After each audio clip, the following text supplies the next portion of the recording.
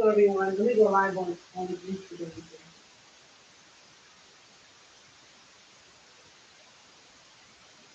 Okay.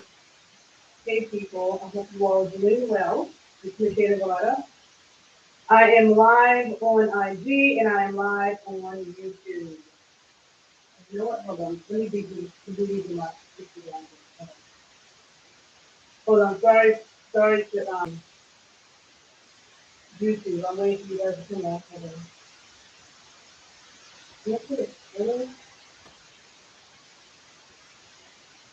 Okay, I think I just have it. Hold on. Let me add this.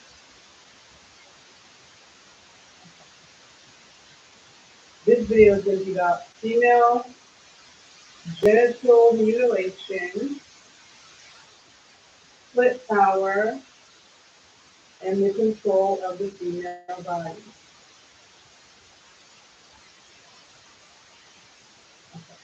So I'm going to be live on IG and YouTube. So I'm gonna do this all over again. Sorry for the people on YouTube. Give me one moment.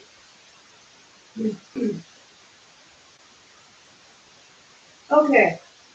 Hey people. I hope you all are well. I'm Michelle Valletta. I'm live on Instagram and YouTube. Okay. We both my pages live at the same time, so I'll be looking into the cameras. In case you're unfamiliar with me, I am a trainer, a nutritionist, a sacred sexual educator, a dancer, um, a body science nerd, and also into history and anthropology. I am into the truth, studying prehistoric, pre-colonial arts and ways of being that goes from food to sexuality, what we do about. Okay, so a lot of people ask me, what's a sacred sexual educator? And I have videos where I talk about that. I have videos where I talk about, what that is, okay? I'm not going to get super in depth with that because I'll be talking too long. I'm going to have to light a little something while I do this video because it's disturbing. But basically, just to be very brief about what a sacred sexual educator is, because I have, videos where I speak about it in depth, you can find on my YouTube channel, and then it's on Amazon. I'll try to post them below. But it's basically understanding that sex and spirituality are of the same continuum. Somebody asked me what's my ethnic background. I'm American, and like most Americans, mixed with a bunch of things. Um, Indigenous from this land. Um, I have some Norcan people in my family on my dad's side, some Polish people on my family on my mom's side. But yeah. Um, so okay.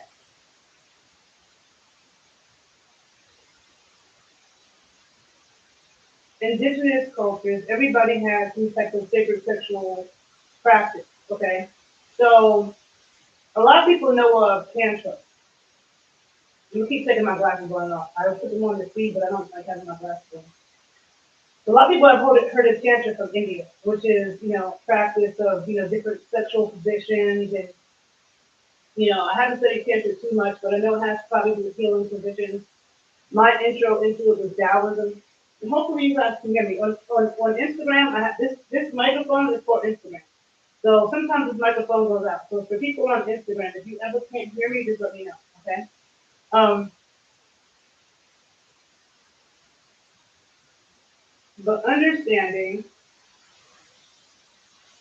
that sexuality and spirituality are of the same continuum, okay? They are related to each other. And the world, people listen to me hear me speak a lot about, against patriarchal religions, the world's three main religions, which is Christianity, Islam, and Judaism. And there's a long history of behind how those religions were twisted around to suppress women. They weren't always like that. Sometimes you hear certain people say, oh, this group used to be matriarchal, or this group used to be matriarchal. I'm going to tell you that every group of people on the planet, from the Middle East to Asia to Europe to Africa to the Americas, every group of people on the planet were matriarchal first, okay? And I told you, I'm a student of anthropology, history, but also anthropology. You gotta look at anthropology, you gotta look at the pre-colonial art. There are many books I've read, and there's many books I can recommend. One of them is a book called The Great Cosmic Mother. Everybody should read this book. The Great Cosmic Mother, Rediscovering the Religion of the Earth by Monica Sajou. Her last name is Sjoo, and Barbara Moore, M-O-R, okay? You must read that book. If you read no other book in life, read The Great Cosmic Mother, okay? But there are several others, so I'm going to go through that. Now, like Easter coming up. Easter is really a celebration of the goddess, okay? It was a fertility in spring when everything is, all the plants are being reborn and coming out. So to celebrate it, there were orgies, okay? To celebrate fertility. Look at the bunny rabbit, okay? The bunny rabbit has nothing to do with Jesus. It has to do with sex. Bunnies fuck a lot. That's what bunnies do, okay? You have the egg symbol, which I should have had my egg here. I didn't have it, my nani egg, okay? You have an egg, which an egg is a symbol of female fertility, of resurrection, transformation, and the goddess. Women, we have eggs, okay, in our womb. Now, nothing to do with Jesus. Christmas was a pagan holiday. Pagan just basically means earth-based tradition. That's what it means. It doesn't mean it's evil. It means it's an earth-based tradition. Okay, so like Haitian voodoo was pagan. And, can you guys hear me?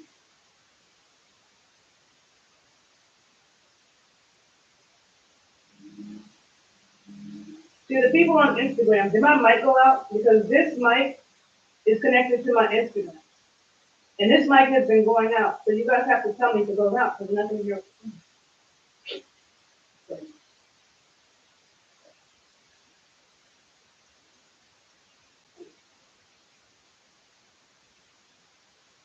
Recording these deals is difficult. Okay, people on Instagram, can you hear me again?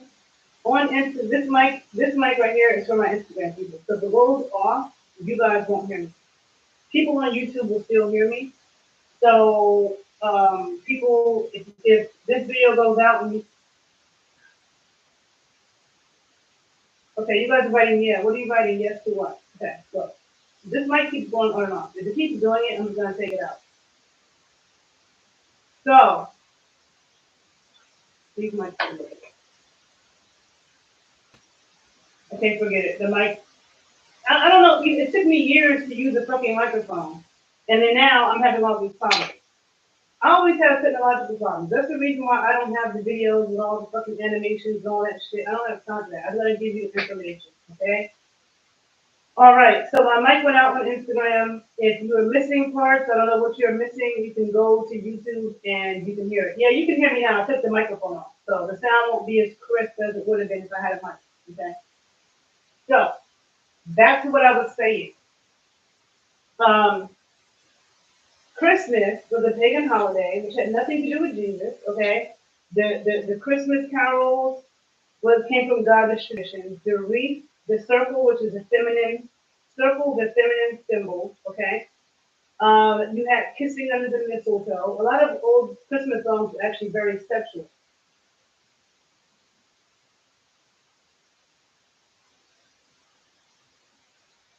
Sorry, somebody just called me on my.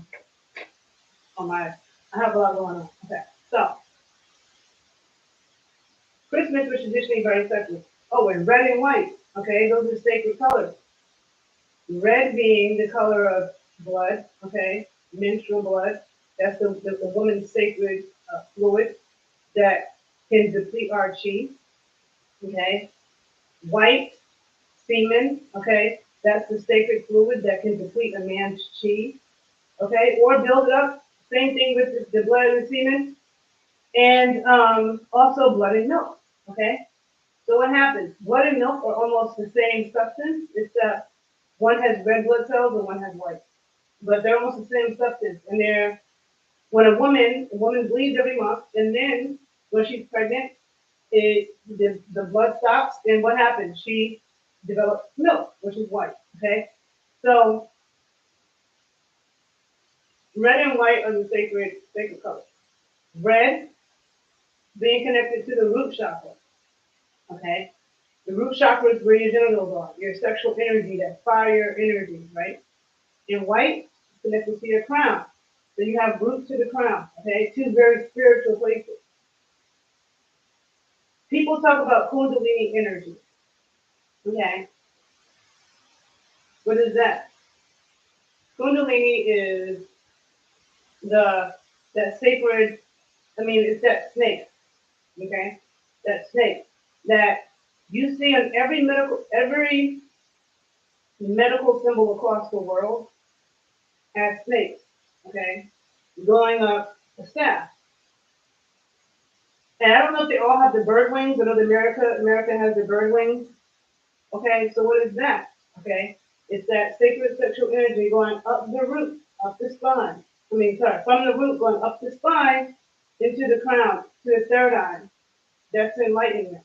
Okay, the sexual energy, cultivating the sexual energy and moving it leads to enlightenment. Okay, so I've been studying this stuff for, what is this, 2024, 20 years now. And I'm not going to get super into that, but that's not what this video is about. But I need to give that background. And I have some videos where I speak about that.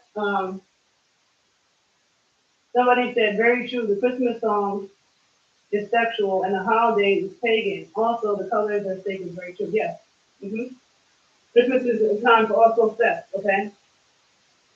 Halloween. I have a whole video about, because I'm also a dancer, and I study dances of the African diaspora, but particularly in the Americas, okay? So Afro diaspora dances in the Americas.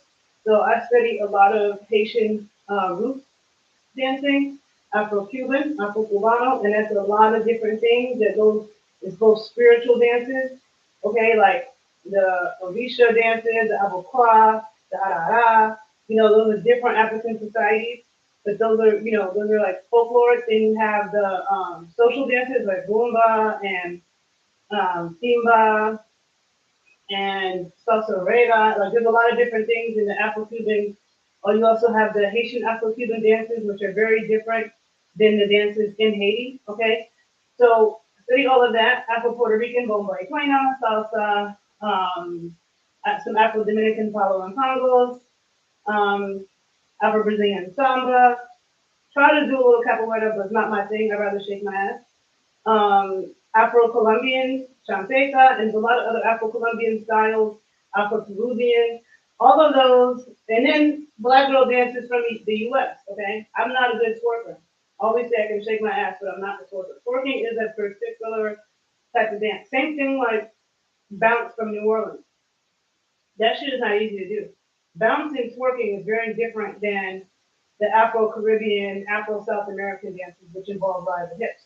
With twerking and bounce, there's not a lot of manipulations of the hips, but there's a lot of manipulation of the ass. Okay, so it's different. It's a different skill that people try to sleep on, but it's very medicinal. Okay, and important. But anyhow, I'm into black dances in the Americas and the Congo. The Congo is the only African dance that I study that speaks to me, and the Congo has had the greatest influence on black dance in the Americas. So Jamaican dancehall, oh yeah, of course I dance dancehall, grew up in New York City in the heart of the dancehall era. So Jamaican dancehall, straight Congo. Soca, straight Congo.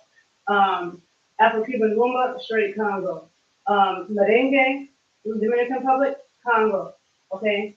Champeta from Colombia, Congo. Samba from Brazil, Congo. Okay. Capoeira, Congo, Angola. Then you have Congo Square in New Orleans. Okay. So the Congo has had the greatest influence, not the only one, but the greatest influence on popular black dance in the Americas. Stuff that involves the hips, right? So that's what I study in particular. Okay.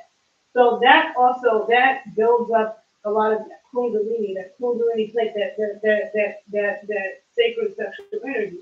Now it can build it up in the person who's doing the dances, and it can build it up in the person that's looking at the dances. Either way, it can build that energy up. And that energy is very powerful. It's nothing that people should be ashamed about.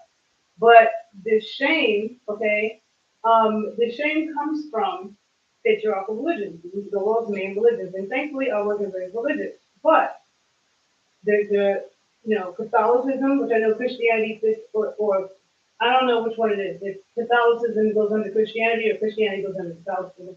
I think it's Catholicism is a branch of Christianity. I don't know. But that whole thing, that Christian, Catholic, all of that, the Muslim and Judaism, okay, they all believe in the suppression of women. And I'm going to tell you, somebody will, the religion was designed to control us, to keep us in check and control in the system. I was raised in a Christian family, but I got out of the truth. Yeah, yeah. So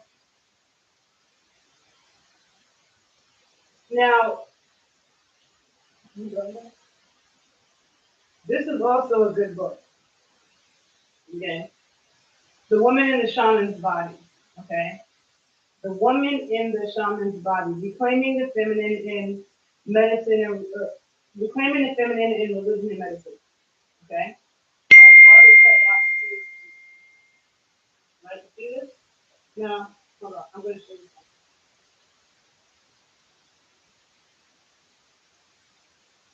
There's so much I could say. I could really talk for 2 hours, but I'm going to try to stay on topic. I just need to write my book. Oh, shit. Oh, my God. I really need to be reading this book. Because you know what? I read this book years ago. But right now, I am completing a master's degree in medical cannabis science and therapeutics. Okay. Um, and I'm currently at the school of pharmacy, okay, in Maryland. So, from a pharmaceutical perspective, all right. But I'm taking a class right now. My last class is on psychedelics. Now, I don't know a whole lot about psychedelics. I know a little bit. I'm a cannabis person, okay. Um, I know a little bit of it. But anyhow, right now, I just had to do a bunch of research and writing about indigenous practices with the use of stuff like mushrooms and ayahuasca and yada yada yada. So right now I'm opening up this book, and I remember this book is the book that taught me about peyote, right? I didn't know what that was, right?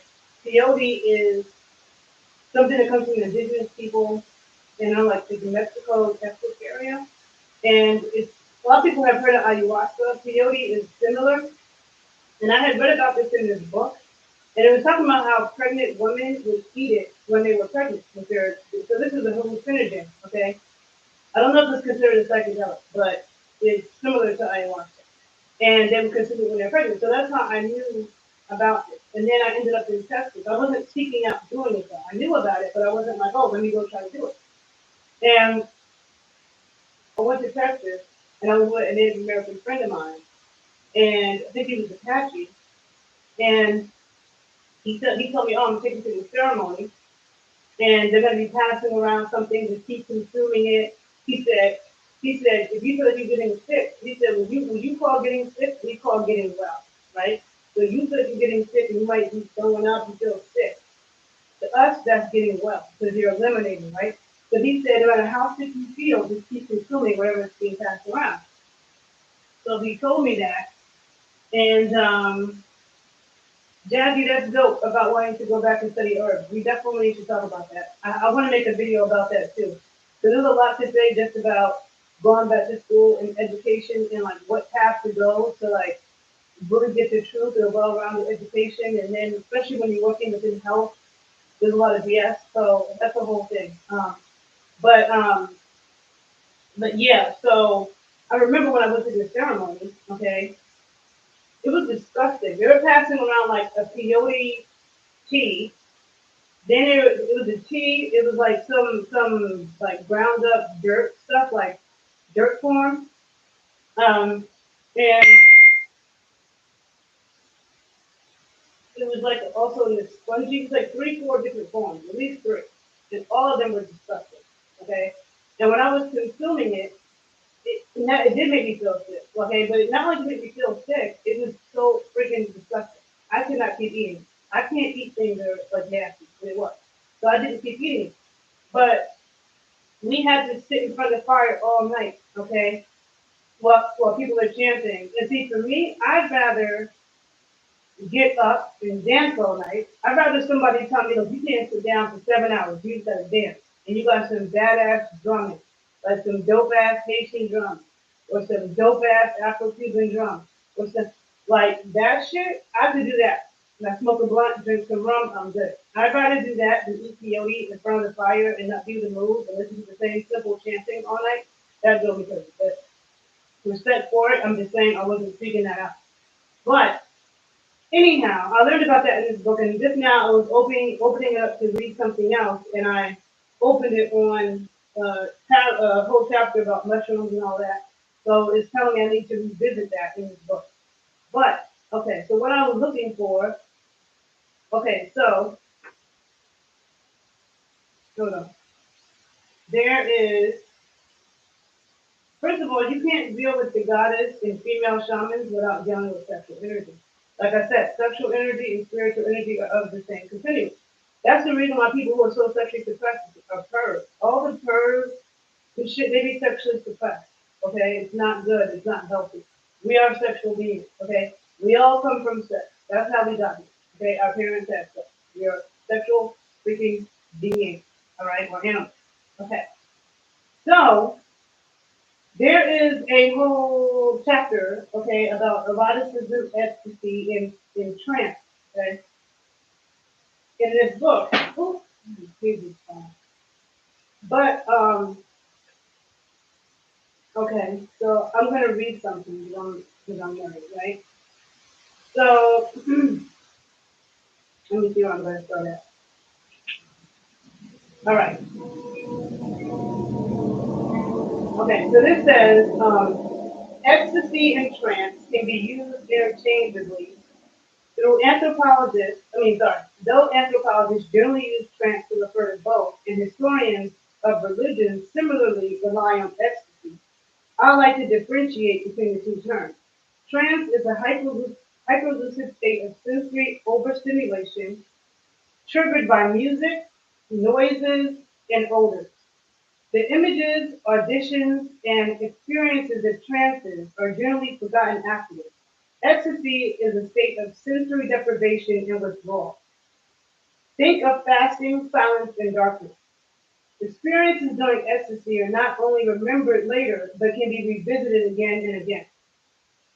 Dreaming, the monitoring of vital energy in the body, and the state produced by a psychedelic drug are ecstatic rather than trance experiences. Drumming, combined with dancing, singing, and miming, is a powerful way to bring a trance.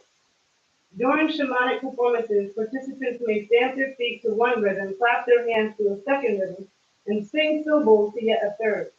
In fact, music that encourages dancing profoundly modifies the structure of our consciousness, changing how we experience both space and time. Musically driven movements enable shamans and their clients to enter into a spiritual world filled with culturally appropriate cosmic imagery, right? And I'm not going to keep reading this because I'm not going to do that.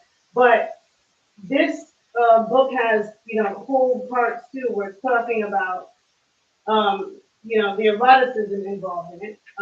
And that it just goes on. I'm nerdy, so I'm not going to read all of it. But this is a very good book. Now, there's a lot of things that I've learned from reading books because I have read a lot of books by, people who know what they're talking about and do good research. And a lot of the best books I've read have been written by women. Um, but what was I going to say? But I also learned from dancing, from studying these dances, from doing these dances. I have a whole video where I talk about sacred sexuality, Haitian folklore dance, and what it has taught me about that. But anyhow, this whole idea, when you look throughout many parts of the world, okay, I believe in looking at ancient art, okay, what is written in stone. People always talk about, oh, something's not written in stone. So what has been written in stone, right? So you have stuff like the goddess Atabe in Puerto Rico, okay? And you can look her up, Atadex, okay? She's an indigenous goddess that has her legs wide open. Her legs are wide open, okay? And you see the circle, oval shape for the vaginal opening. And all around the world, okay, you found these symbols. And I know in Ireland, they used to be above the churches. Okay, they were called them Shamanic. Okay, they were called Shamanic. And I have a book where I can show you some of that too. But this whole idea that we are all, thank you, they like this shirt. It's true, you know, important. That again, me talking about sexual energy and spiritual energy being of the same continuum. So because women, we're penetrated sexually, okay, we are penetrated easier spiritually. Because women give birth, whether or not women choose to give birth or not, because we're in a female body, we have the ability to do that. We have the ability for spirit to come through us, okay? So this is the reason why a lot of times, I'm not going to say 100%, but a lot of times the men who are close to the spirit, who are readers and diviners and really getting, you know, really connected to that, a lot of times they're gay. And they're also being penetrated sexually, okay? They have their place, all right? In society. You know, you find this to be true a lot in Brazil, like a lot of places. But anyhow, the thing is that in matriarchal traditions, it was recognized that we're all born from a woman. We all come in that way. Women are close to the spirit. It didn't mean that men couldn't be in positions of power. It was just that if a man was in a position of power, a woman put him there. It was either his wife or his mother who gave him that power and put that crown on his head. Okay, but it was never that men couldn't be chiefs or men couldn't be in charge in positions of leadership. But this idea too that men are the leaders and that men have always been the leaders, number one, that's not true. Okay, a lot of the wisest, most successful men and warriors have female trackers telling them which way to go. And this is the reason why I respect Obama, because you know, he had an amazing wife, put his mother-in-law in the White House. Like, you're surrounded by, he was obviously raised by an amazing woman. So you have surrounded by that powerful female energy. You know what I'm saying? That you also have respect for. Okay. So the thing is, and not all women have that energy. So I'm not saying that aren't foolish women. Okay. But I'm saying, like the ones that do, that's your mother, that's your wife, or these are people that are putting the crown on your head. That's how it was traditionally. All right. So the thing is that when you have Jesus dying for your sins, because when you look at this art, like I'm going to actually let me show you. I have several books, but I'm not going to show you two in this video because you know I just don't. But this book right here, right? This book, Sheila Nagid, the Dark Goddess of Sacred Power, right? And you see on the cover, you see this art, you see all of this, right? And this is in stone, written in stone. So now, this book has a lot of all around the world. Okay, we are seeing it on churches. Sometimes they're like holding, like this is from Germany. Okay, sometimes they're holding their lips open. Sometimes there's blood coming out. Sometimes there's a baby coming out. Sometimes there's nothing coming out. Okay, this is a woman. They used to rub it when they went in the churches in Ireland. This is a woman touching it above the church. I mean, in the church entranceway for good luck. Okay. Hold on, let me find some others. They exist. Oh yeah, then you have the frog goddess. There's a whole bunch of depictions of it. Let me see. And it's in the Americas, in Europe. This book has a lot of Europe, but it's not just in Europe. It's also found in parts of Africa, also found in the Americas. Like I told you, Goddess Akabe, who is in Puerto Rico. Now this is from India. Okay, you see her swelling down, legs wide open. Okay, legs wide open. Now, what did we get told in modern day? Women, we need to keep our legs closed, right? We need to keep our legs closed and keep our legs crossed. But you know what? Okay, now I'm going to be just completely honest. Hold on a second. I'm just going to be completely honest, all right? I mean, I'm somebody that likes to study men and women, okay? I am a woman, but I have a twin brother, so I've always, and I'm very close to my dad.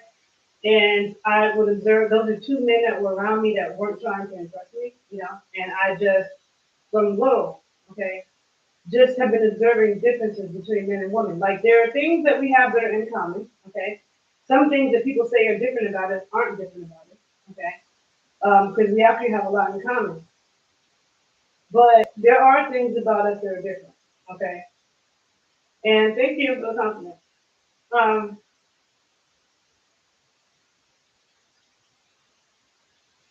yep, very true. Somebody wrote, keep your legs closed, stop all that gyrating, all forms of suppression. Did that, exactly. That's why the dancing is a form of resistance, okay?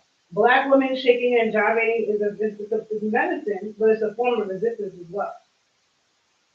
So, oh, thank you, Kobe. You can make me blush. Um, but wait, what was I saying before that? What was I saying? I forgot. I forgot what I was saying. I lost my train of thought. Okay, so I'm just gonna pick it up somewhere because I don't remember what I was saying before the keep. Oh yes, the keep your legs closed. That's what it was. Okay. So yeah, there are differences between men and women, and men are very simple, which I appreciate. It's kind of amusing and funny to me sometimes. And women can be overly complicated. That's why you need that balance of male and female because you need them both to like balance each other.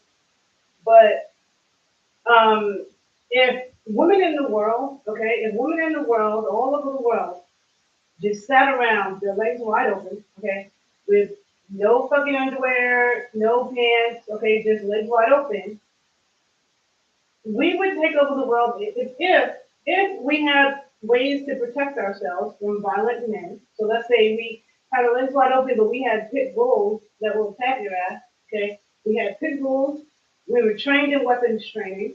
Okay, all kinds of weapons training, and we could fuck you up if you touch us or violated. So if that was in place, and women everywhere just sat around with their legs wide open, men would be stuck, okay? Dudes would not be able to fucking function. All right, they wouldn't. If men looked around everywhere you look with girls with their legs wide open, that wouldn't even function. Okay, you just wouldn't. So the fact of the matter is, it's like this whole idea of trying to suppress women and suppress their sexuality, because one of the things that they say, oh, men love sex, women love sex too. Women love sex more than you, okay? More than men. Now, this is a general statement because you do have some women who are very sexually suppressed, and there are women with sexual trauma. So I don't have my egg with me, right? My Yoni egg, my Nani egg is a crystal egg. The woman works with internally, not to strengthen the vaginal muscles, to get control over the vaginal muscles, and also to work on the reflexology points in the vaginal canal. And just like the reflexology points in the ear and the feet, in the hands, there are reflexology points on the penis and in the vaginal canal. And they're more powerful. Okay, they're more powerful than the ones that reflexology points in other places.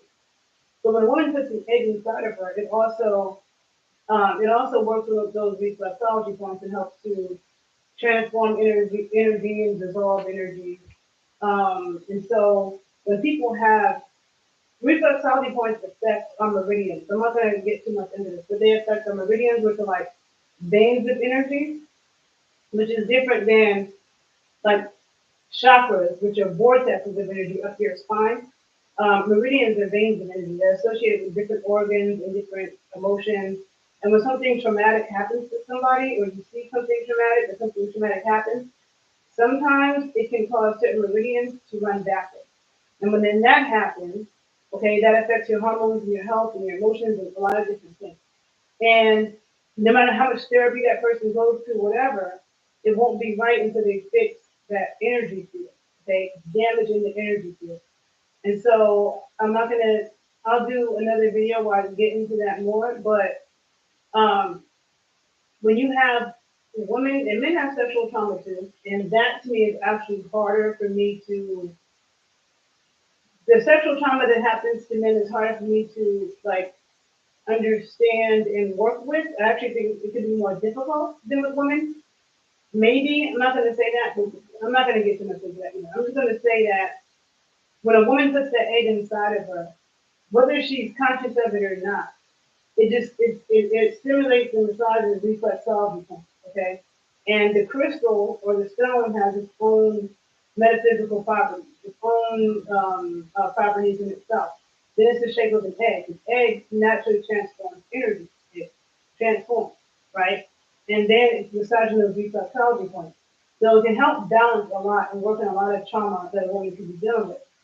The reason why I say with men, I don't know what's completely what the equivalent is in that, and I could maybe talk more about that at another time with theories and thoughts. But I'm just going to say that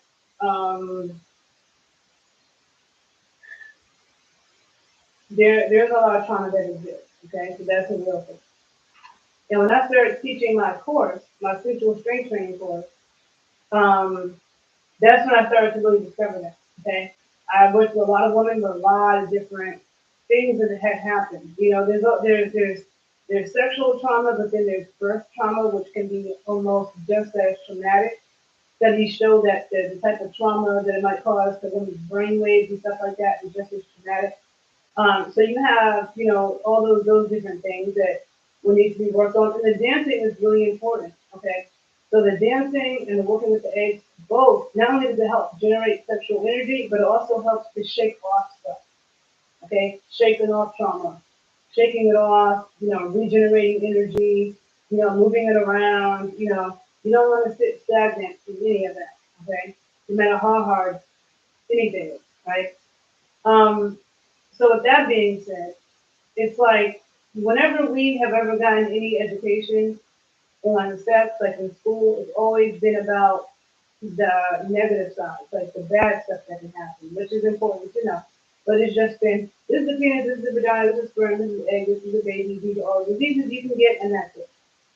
There's no talk about the healing properties of sex. Okay, and there's a lot. And suppressing your sexual energy, okay, or perversion, like when people are messing with little kids, like stuff like that is not healthy. And people have to speak to kids about appropriate touch and protect it. You know what I'm saying? And unfortunately, there's a lot of people who are raised by some sick people because over the years, I've heard some crazy shit. And thankfully, that's never happened to me. But I feel very strongly about having a zero tolerance for pedophiles, okay? Like, in that type of, and there's way more of them around us than we realize because a lot of people have been touched as kids. So that means a lot of people are asleep at the wheel and ain't observing the obvious. You know what I'm saying? So there's that, okay? But, with that being said, all right, this whole idea of, certain religions, okay, I'm just going to say this and I'm really going to get into it. When I was in high school, okay, I went to New York City public school, got a great education, and my high school really stressed critical thinking. Okay, they didn't use history textbooks; they were against it. They gave us primary documents and artifacts. They told us think like a historian, use your critical thinking skills. They told us this every day, and I didn't get why they said that so much back then, but I see now that a lot of people don't have it, and people don't know how to research. Okay, you need to research and use your critical thinking skills. Primary documents and artifacts, okay? That's what the truth is. Primary documents and artifacts, okay? Um, and so, um, when I was in high school, we had to a class on world religion, and they took us to a mosque in New York, and I remember them saying to us, the reason why the women have to cover up is because the men can't concentrate when they're praying. So I'm like, the women are walking around with all those damn clothes on, okay? Because the men can't concentrate when they're praying. To me, it's like, why don't you tell the men to fucking focus? Okay? Yeah, I'm supposed to walk around hot as shit with all this clothes on because they can't concentrate. So it's like the blame is placed on the woman. The woman's the evil temptress. So if this woman gets raped, or it's her fault because she was, you know, she was tempting him. And the thing is that with men, okay, I've learned that men have X-ray vision. If a woman has a body, she can have on a sweatsuit, and men can see through that. Okay, in the wintertime in New York, when women got on winter coats and did layers, dudes can see through all of that. So it's not like a woman has to be naked or half naked to attract male attention. Okay, number one. Number two, before we were colonized, every place when it was hot, okay, every place where it was hot, people were walking around basically naked. Okay, they were walking around basically naked because first of all, if you have melanin, you need to get the sun on your skin. Like for me, I haven't traveled this winter. Usually I go to the Caribbean or South America a couple times in the winter. Um, but getting that sun on our skin, and you need to get it on as much of your skin as possible. The darker your skin is, the more sun you need to even get vitamin D or to absorb it, because melanin is blocking the UV rays, and you need that to make vitamin D. Okay, so if you're melanated and you're all covered up in the sun, you're really causing yourself a problem. The more melanated you are, the more sun you need on your skin, as much as possible. Um, Somebody said, what about the idea that we are more productive when we concentrate? Yeah, so learn to concentrate. That's your problem. Work on it. Work on your own concentration. Don't blame your lack of concentration on somebody else. That's what men need to work on. Learn how to fucking concentrate. Especially if men claim that you guys are meant to be leaders. How are you going to lead and you can't concentrate? How are you going to lead and a woman can break you down so easy? That's why a lot of men get caught out there with female spies. You know, the studying black dance in the diaspora, right? The drummers a lot of times are men. Okay, sometimes it's female drummers. I drum a bit. I'm more of a dancer than a drummer, but I do drum. Okay, but most of the drummers are men. Okay, and what there are like I don't care if it's Puerto Rico, Haiti, Cuba. A lot of times the female dancers will come in the drummer's face and ask in their face, bust in their face, like really try to distract this drummer. And um, male drummers keep their focus. They don't fuck up the rhythm. Okay. Now, when I tell you I drum a bit, if I'm drumming and an attractive woman comes in front of the drum and is trying to seduce me, I'm probably going to fuck up my drum. I don't think I'd be able to maintain it. Okay. So that's what I'm saying. Like I'm not really a drummer. I'm a dancer more. Okay. I can maintain my dancing if a pretty girl does some stuff. I can do that fine. The drumming, I'm going to mess up. So the male drummers, they don't mess up. They can have the most amazing woman and doing all types of things, not going to mess up that rhythm. Okay? This Puerto Rican dude I know in New York, he comes from a legendary family of drummers. He told me he was in Puerto Rico at this certain festival, and people know the family he comes from, and he's drumming. And this girl came and put her breast on his drum, and everybody was looking at him like, "Oh, can you keep your rhythm right?" And so he did, but that level of focus is the kind of focus that men need to have. You don't need to be so easily damn distracted. And a woman shouldn't have to suppress herself, because you can't concentrate. The fact of the matter is, you shouldn't put your hands on a woman if you don't have permission. I don't care what she's wearing.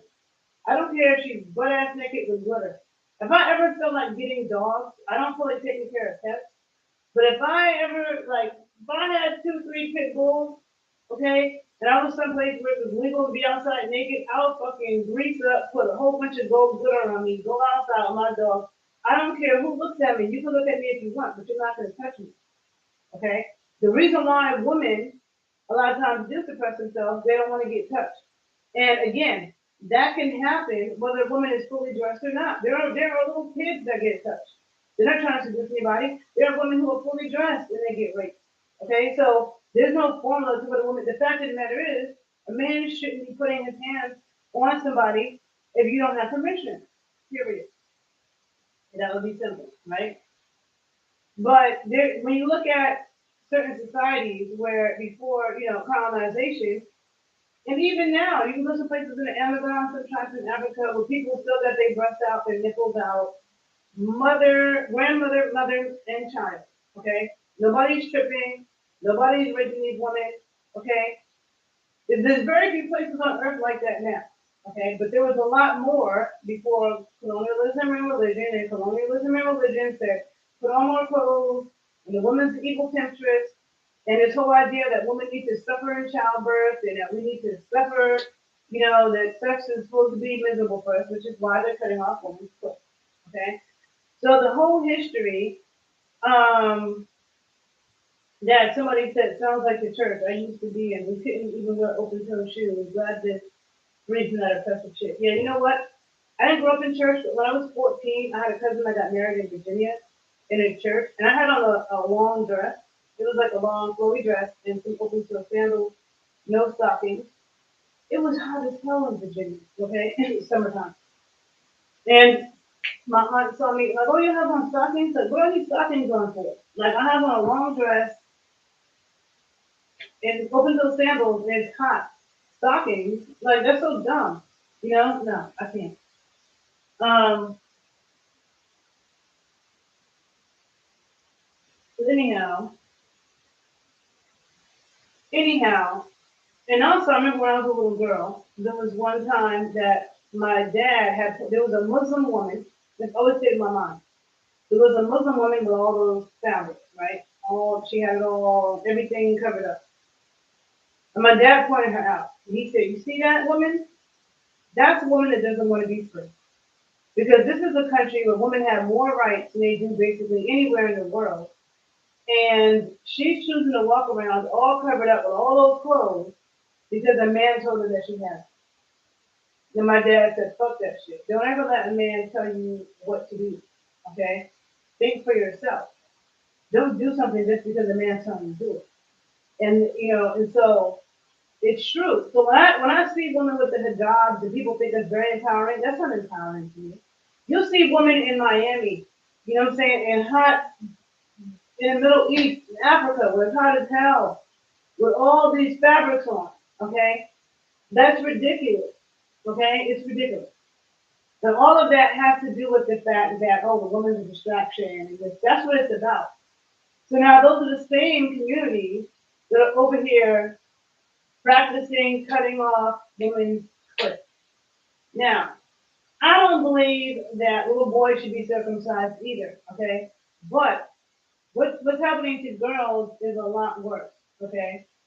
Because, first of all, the clit is the only part of the body that is only there for pleasure, okay? Whether a man or a woman, the only part that is solely there for pleasure, and that's it.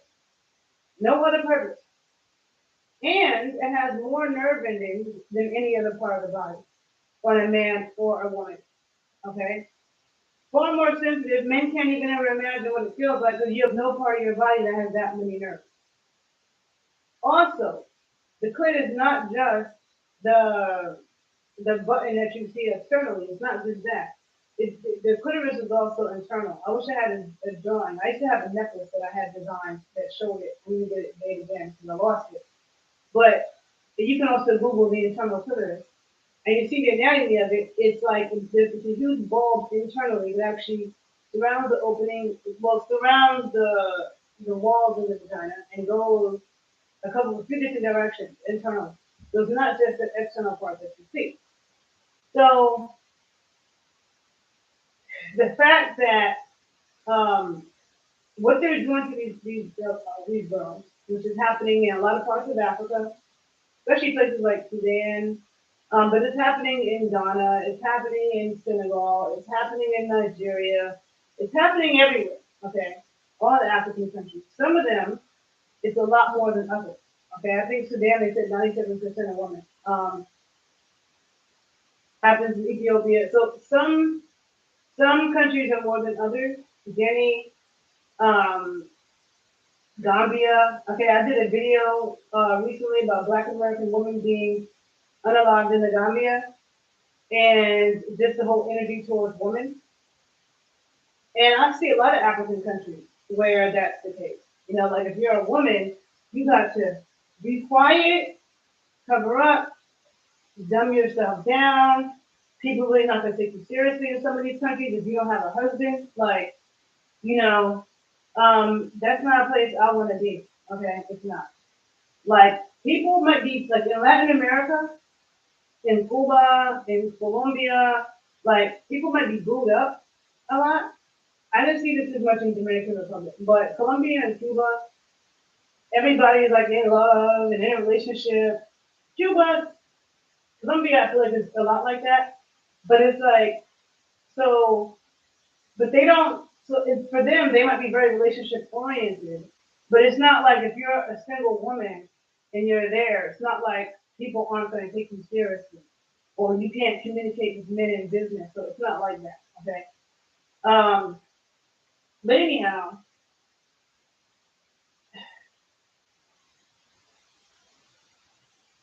when you listen to the story of these girls talking about going to these colonized and uncolonized areas of Africa, just curious that was a part of the more ancient teachings to be oppressive to women. So, okay, so I'm going to say that I haven't, there, when I listen to people on, different interviews of people in these countries, they try to claim that it's an ancient practice, okay? I don't believe that. I believe it came from Islam because every place they do it is highly Islamic people that have been touched by that, okay? It's not the Catholics, okay? It's not the Jews, it's the people who are highly Islamic. Even though they also, the people who are fighting against it will point out that Islam never taught this, okay? That Islam is actually against it. So they do say that, okay? But it's highly Islamic countries that are doing that.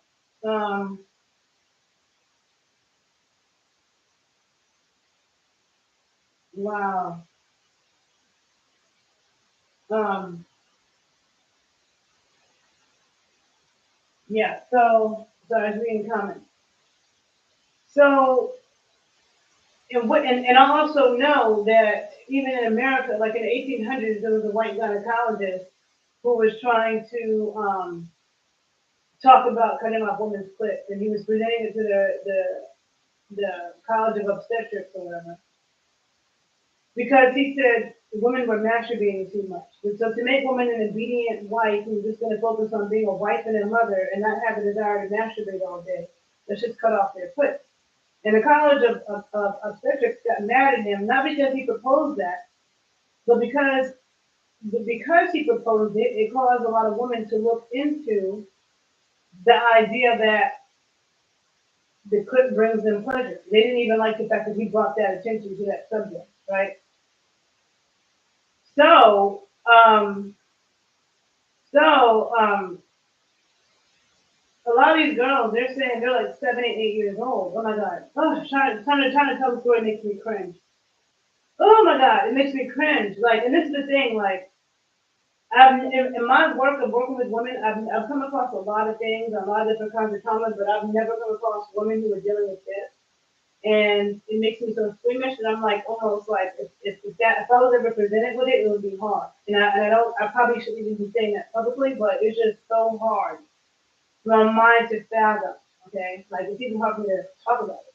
Okay, but it's like you hear these women talking about how they were little girls. They had no idea. They're 7, 8, 9 years old, and they're being told, "Oh, this is a special day," and they're thinking it's almost like a party, and they're being told that, and maybe somebody's giving them candy, and a lot of them tell a story of being with another cousin or a sister, and they went first, and they heard the most intense screaming, like painful screaming from the room and the family member coming out and looking like, oh, like they can't walk. Some of them heard that first before this happened to them. Some of them heard it first, some of them didn't. Okay, so they all say that they were held down like mothers, grandmothers, aunts, family friends, women holding them down, holding their arms. It's so hard for me to even talk about this because it just makes me sick to my stomach in a way that I cannot explain to even talk about this.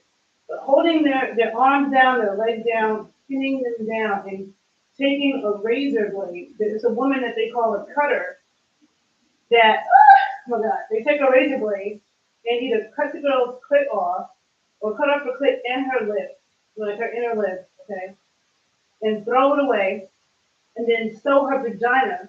Okay, there's different versions. Okay, some of them they cuff the clit, some of them they cuff the clit, and some of them they sew them up.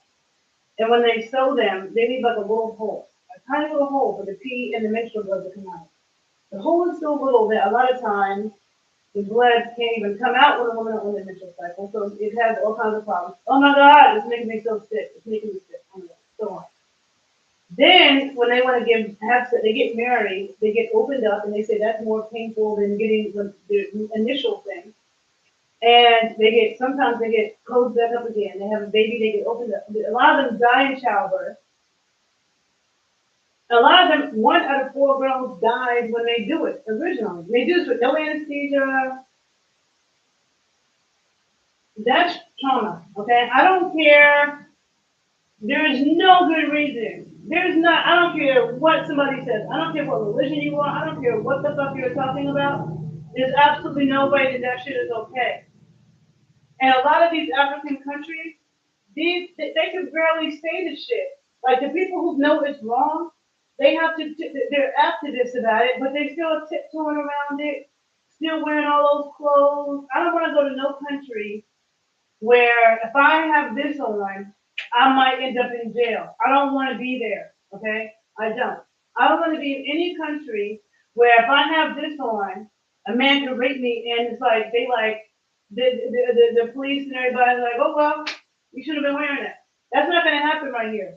Okay, it's not going to happen in America. If I go outside with this on and I have on shorts, I'm not naked, right? If a dude decides to do that, that's not okay. That's not okay. You know, it's not something that's like, oh yeah, there's no, what the fuck? You know what I'm saying? So first of all, or if I were to shoot him or cut him or something, I wouldn't be wrong and I wouldn't be in trouble. Okay? But in these other countries, oh no, like no, fuck that. Okay? So they don't want, you know why they do that? They don't want these women to have any type of sexual pleasure at all. And you see how traumatized all these women are. They say every single day. Now, to me, I cannot. Like, there's so many things wrong with that. The age, the fact, no anesthesia, being held down like that. 1 in 4, a lot of these girls almost died. A lot of them do. There's girls who've seen their sisters die going through it. And then, for the rest of their life, you know what I'm saying? Like, you see these women who are gorgeous.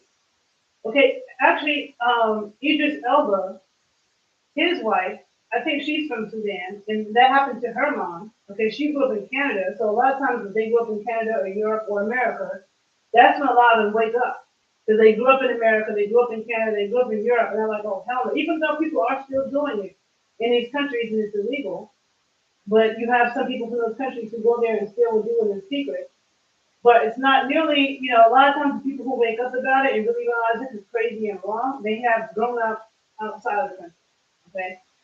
But then they're still so concerned with not upsetting the elders.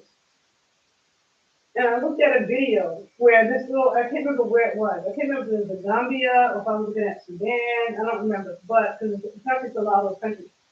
But she was talking to an older woman, like a grandmother of the community, about it, about the damage that it causes to girls. The trauma. These women are like forever traumatized every single day. A lot of them dying in childbirth, a lot of them dying when it happens. You have no sex is absolutely excruciatingly painful for you. How the hell they give birth when they were sewn up, I don't even know. I don't even know if I can handle listening to the details about how that happened. Um, having somebody cutting it off and then sewing it up, like what the fuck? First they cut you and then they sew. That shit is insane. Like how? Like I just can't. Like dude. Like if a man knows how sensitive his nuts are, okay, the woman's foot is even more sensitive. Somebody said I got a friend from Kenya. They hate the Kenyan men just because they do this and they traumatize. It lasts forever. And like, no offense, they need to work in their bodies a little bit. I'm not trying to be offensive, but I think I get what you're saying. Even though, yeah, they do actually do it. Even though a lot of times the women are doing it, it's coming from patriarchal stuff, but the women are the ones that are cutting. Okay. Now my video on Instagram is about to end in a minute and 28 seconds, so I might stop it and keep going because I'm on YouTube as well. My YouTube keeps going, but on Instagram, after an hour, I can't save it. So I'm going to stop this video on Instagram and save it, and then I'll restart the camera again if I keep talking. He's going to finish it, okay? Or you can just catch it on YouTube. So Instagram people follow me on YouTube, but I'm going to restart it.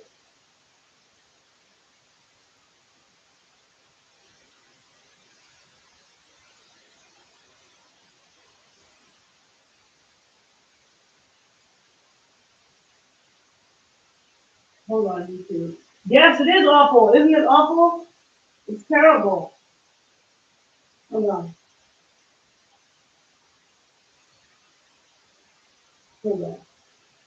I'm saving this on Instagram. Ooh. Look at Megan Thee Stallion. She's gonna go on tour this summer. I wanna see her. I'm gonna go see my girl Meg.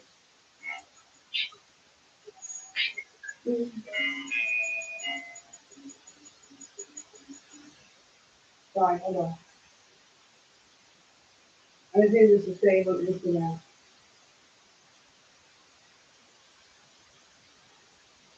I see this to save on it is awful. Now, and I don't have all the stats in front of me. Hold on, let me say something. Okay.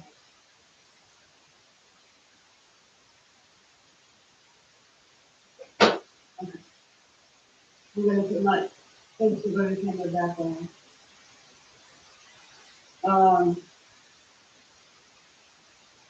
okay, so hold on. Now let's see something. I'm just gonna look at some stats.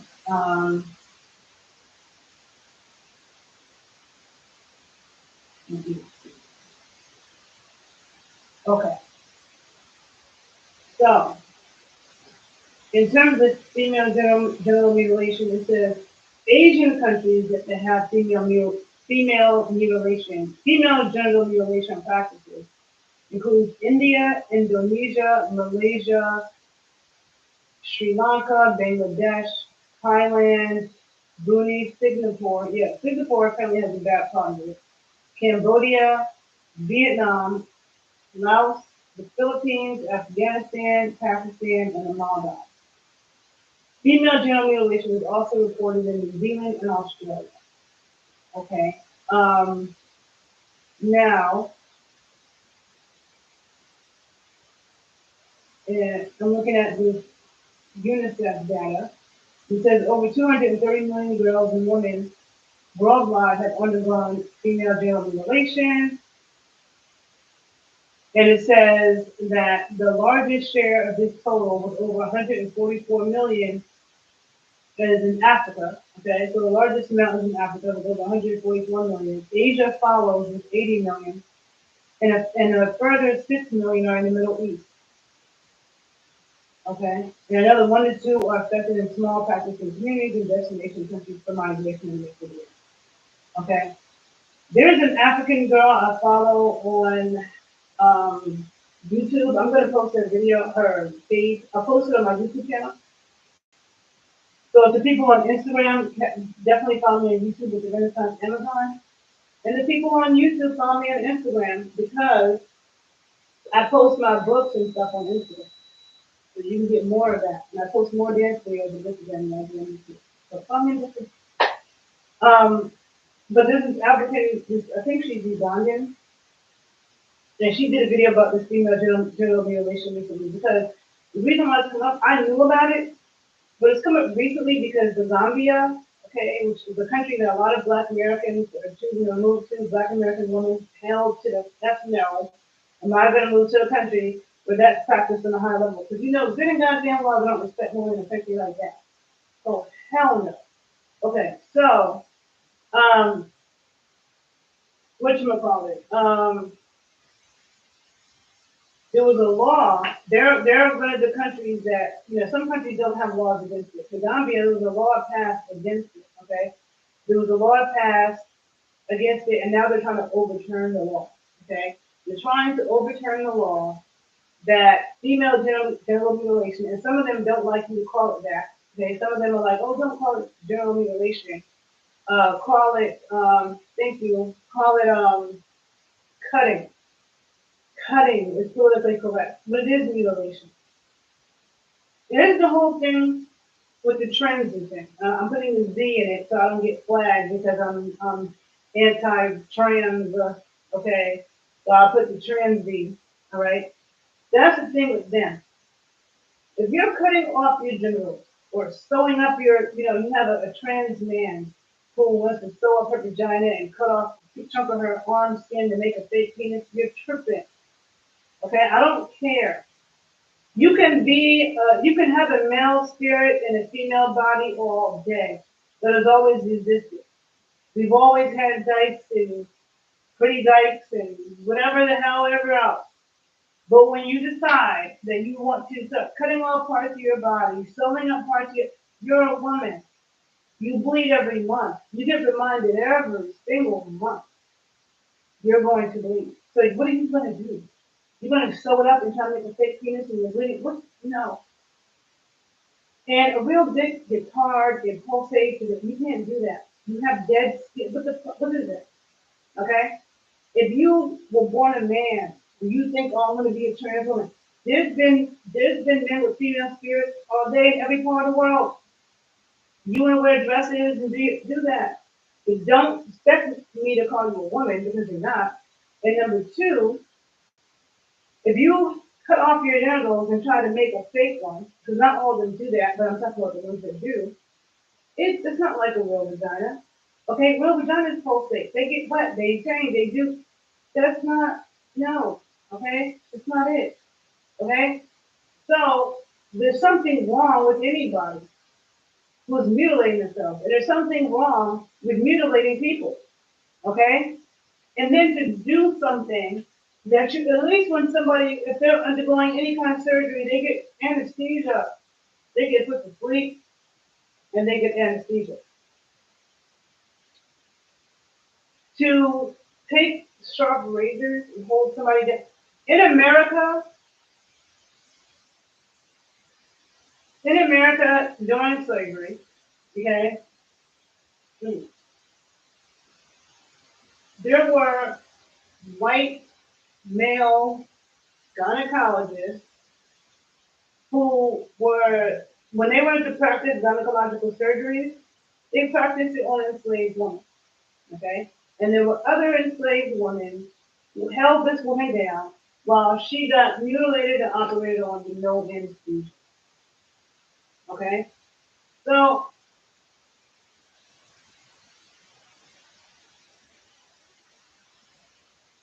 that's the type of womb trauma we have over here.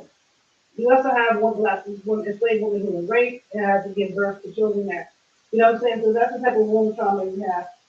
And to have that being done by white men, white male doctors, the enslaved women were forced to hold them down. But in Africa, okay, you have black mothers, grandmothers, family, all the women in the family doing that to their own flesh and blood. Okay? And that's trauma. And that's still happening in 2024. And that shit's insane. Okay? Um, that's the type of thing that you never get over. Now, there are doctors who are doing reconstructive surgery on women, and I'm squeamish, so I can't spend too much time going to listening, too much to how what they do because it's like too much for me to listen to. But probably depending on the kind of surgery, the kind of cutting they had, because like I said, there's different with the female genital mutilation. There's different types. So maybe it depends on what type they had and how much was cut off. But the fact that the clit is also internal, okay, it's not just that part that you see. That maybe, some type of feeling can be salvaged, but there's like levels of trauma, where it's like anybody probably coming near your vagina is like after you've gone through all of that. So there's and I even think of ways that women can use a naughty egg to help with that because, like I said, I have worked with a lot of sexual trauma, not that, but the fact that, you know, the Gambia passed a law against it, and then now they're trying to overturn it. So to say that no, it should be legal to do this. It's so barbaric and crazy. And cutting off the clit and wanting to mutilate a woman's um, the sexual organs is about nothing else but control. And so this goes back to what I was saying about the mosque and them saying that women have to be covered up because the men can't concentrate. And I was in high school and I knew that didn't sound right. I knew that didn't sound right. Okay? And that's why my dad said to me, you see that woman who's all got all this fabric all over her? That's a woman that doesn't want to be free. And he was right. Because see, some of these countries they can't escape it. But in America, you don't have to do that. Even though sometimes they might get murked if they try to get away from it. Okay? Same thing with the heavily Jewish community, in Brooklyn. I mean, I grew up around Jews in Manhattan, and the Jews I grew up around weren't religious Jews. They were like regular, they're cool, whatever. But you go to Brooklyn, and you see all these Jewish women. I remember when I was like 19, I took a class at Brooklyn College, and there were the really religious Jewish women, and they were all covered up. They were all getting married at 19, which was like crazy to me. I was like, what married? Like that was like the first thing to my mind at 19. And they were all getting married at 19, all covered up, and they just be having babies, and like sex is not enjoyable for them. Their men be on some perv stuff with the domination studios at night and trying to just be on some perv stuff, creeping around because, like I said, all that sexual suppression is what creates perverts. Okay, so there's all of that going. Okay, um, so and again, it's that I'm just I don't want to go any place where women are completely sexually suppressed in that way, which is not a good thing. And so yeah, that's all that I really want to talk about. If you're not aware of genital mutilation, you should definitely look it up. You can go on YouTube and type it in. I know that there is a petition going around that I posted something on Instagram from a woman in the Gambia, I think, talking about it. I can't remember if it's the Gambia or another African country. I'm sorry, I should know. But they have some kind of petition that they want people to sign. So I'm going to go look it up and I'm going to put it on my pages. But it just makes me so thankful because the clitoris is connected to our third eye. Okay, I made a video about this years ago. Okay, I've been on YouTube since like 2010, so I made a video about this like 2018, a while ago, about the connection between the third eye and the clit. Okay, so for a woman stimulating her clit, it actually helps to activate the third eye. And again, there's a connection, like I said in the beginning of this video. If you're on Instagram and you're watching this is the part 2 of the video. Okay, there's a whole hour before this, but there's a connection between sexual energy and spiritual energy. And the third eye. Okay, remember the medical symbols with the snake, and then the egg. The snakes, and then the wings. Okay, snakes go up the staff, and then here are the wings. And I said something about the egg, and Megan Thee Stallion, who I must go see on tour, in her video that she did, Cobra, I think it's called, the first pickle she came out with, where she there was snakes in the video and eggs, okay, and hatching out of an egg. And there's a Haitian dance called Yambalu, one of my favorite Haitian dances, Yambalu. And it's a serpent dance, it's like a serpent in water. It's associated with Dambala, who's a serpent god in the egg, okay? The egg and the snake, those are both symbols of sexual energy, female energy, Kundalini energy, resurrection, transformation, both of them are. Okay? And then what happens with all of that, with all the transformation and um, resurrection and the sexual energy and the spiritual energy? What happens with them? Enlightenment. And that's why you got the wings on the wings, the third eye. Okay? So, and up into that crown chakra. Okay, so women get told, close your legs, really is the opposite. Okay, the in order for women to be healthy, having intense orgasms, frequent orgasms are important. To be healthy, to be balanced mentally, to be balanced hormonally. Um, there are studies that show that mothers, I think the study might have been done with single mothers. I don't remember if it was single mothers, but there's a study that I saw, and I'll try to find it and post it. They're saying mothers who didn't get enough sex were actually like more abusive or not as nice as their kids. Okay? And I'm not gonna say that's 100%. I'm just saying that I saw a study that said that. So, um, somebody said Zambia, Uganda, Kenya, Rwanda, and Chad protest against it, but it's very small. I think that's what you wrote. Some people, I'm sorry, and I really don't mean any offense, I really don't, but some people believe I was right, they're so happy with 70%. Right? But I think I did what you did well.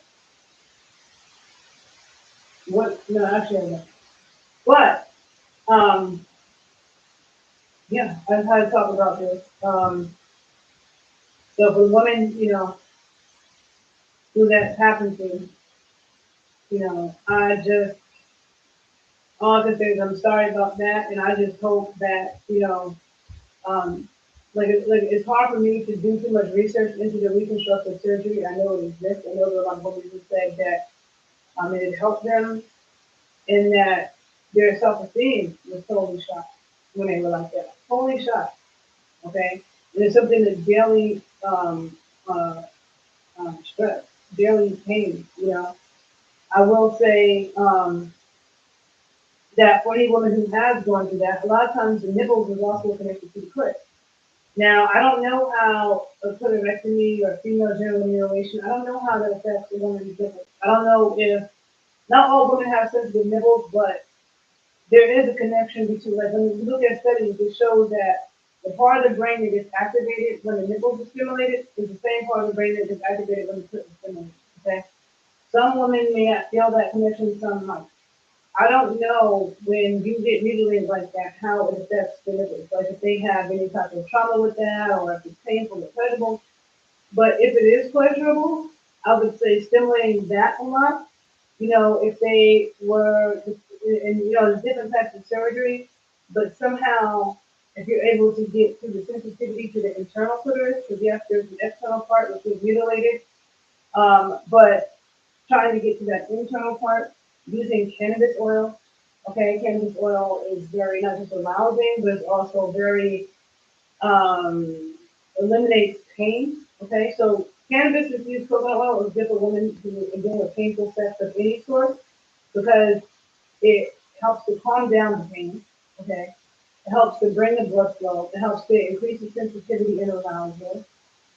So I would also incorporate that. And working with the nani egg, that can be done internally and externally. There are things that can be done internally and externally with that. Because like I said, I've worked with women that have had other kinds of vaginal trauma in that way, and sometimes couldn't, insert it for whatever reason. And so there's ways also to work with it externally to start that. So I do think that women who've gone through that definitely, have to work with something that it needs to stop. That shit needs to stop. And it needs to be, people need to be, more aware of it. So it's all about controlling women's body and sexuality.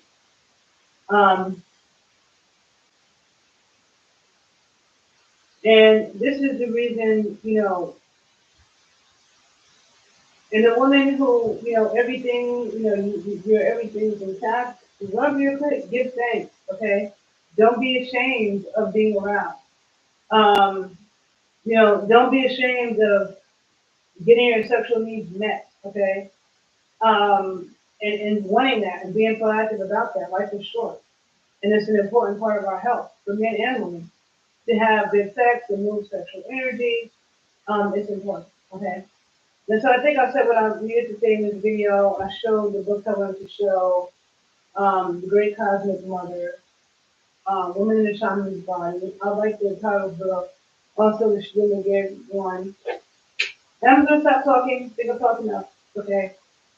This video was on my YouTube channel, The Renaissance Amazon. So IG people, follow me there. IG, which is, I do this in 2 videos because the camera runs out in an hour. But thank you guys for listening. If you learned something from the video, please share it. Please follow me in both places, IG and YouTube. And I will see you guys later. Okay? And do your research, look into it, and see what you find. Okay? And spread the awareness. And I hope you guys have a good day. I'll talk to you later. Bye.